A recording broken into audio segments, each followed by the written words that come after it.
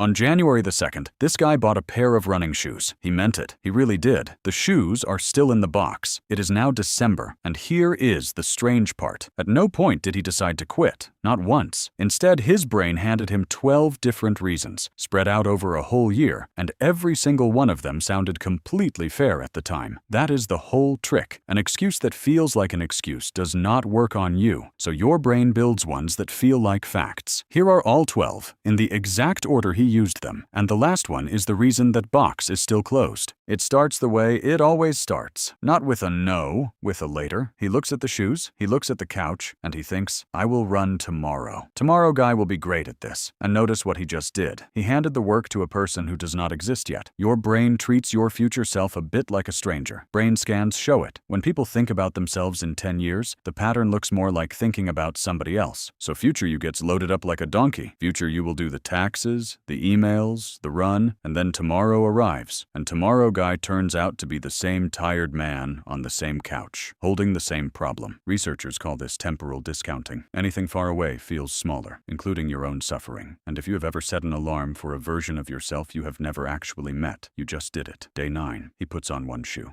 Then he sits back down and watches 4 hours of videos about running form. And here is what most people get wrong about that moment. They think he is lazy. He is not. Watch what happens in his body when he looks at the shoes. A small dip, a little hit of dread. Going for that run means being bad at running, in public, where people can see. So his brain does the fastest possible thing to make the bad feeling stop, which is to do literally anything else. Procrastination is not a time management problem. It is a mood management problem. You are not avoiding the task. You are avoiding the way the task makes you feel, and the relief is instant, which is exactly why it is so hard to stop. Psychologists call this mood repair, and if you have ever cleaned an entire kitchen to avoid one email, you just did it. Day 23, and now he is busy. Very busy. He is comparing running watches. He has 3 tabs open about ankle support. He has downloaded an app that tracks the runs he has not done. He has a spreadsheet. This one is dangerous because it does not look like avoidance at all. It looks like effort. Preparing feels productive. It gives you something to show, and best of all, it cannot fail. Nobody has ever pulled a muscle reading a review, so the brain parks there because the preparation stage is the only stage with no risk in it. The problem is that the actual thing keeps getting pushed one more purchase away. This is called productive procrastination, and it is the most respectable excuse on this entire list. And if you have ever spent a weekend building the perfect study plan and 0 minutes studying, you just did it. Day 40. He finally sets a date. Saturday, 6 in the morning, 5 kilometers. Easy. Except Friday runs long, and he sleeps in, and by 10, he is annoyed at himself. So what went wrong? Nothing went wrong. The plan was wrong the day he made it. When you plan, you imagine the smooth version. One clean run of events, no traffic, no headache, nobody calling. You almost never build in the mess, even though the mess shows up every single time. Ask people how long a task will take, and they lowball it over and over, even when they have done the exact same task before and been late. Their own history does not correct them. This is the planning fallacy, and it does not just cost you Saturdays. It is why bridges and tunnels take 4 extra years. And if you have ever said this will take 20 minutes, you just did it. Day 51. The night before his second attempt, he stays up until 2 in the morning. Now that seems random. It is not. It is insurance. Because if he goes out well rested and the run is still awful, that means something about him. But if he goes out on 4 hours of sleep, there is a reason waiting, ready to go, before he has even started. He built himself an exit. People do this constantly. They do not study, then take the test. They show up late to the interview. They order the 3rd drink the night before. The big thing. Failing is survivable. Failing with no excuse attached is what actually scares people, so we arrange the excuse in advance. This is called self-handicapping, and it protects your ego by quietly wrecking your results. And if you have ever announced that you are really tired right before you tried something, you just did it. Day 68. He does it. He runs 2 kilometers, and it is glorious. And what does he say when he gets home? He says, I have always been disciplined. Interesting, because 6 weeks ago, when he skipped, he did not say, I am undisciplined. He said work was insane that month. Look at the split. The good run belongs to who he is. The bad weeks belong to what was happening around him. Your brain runs that accounting on everything, and it always balances in your favor. You got the promotion because you are talented. You did not get it because the process was political. It feels like an honest read every single time, and the person across from you is doing the exact same maths in reverse. This is the self-serving bias.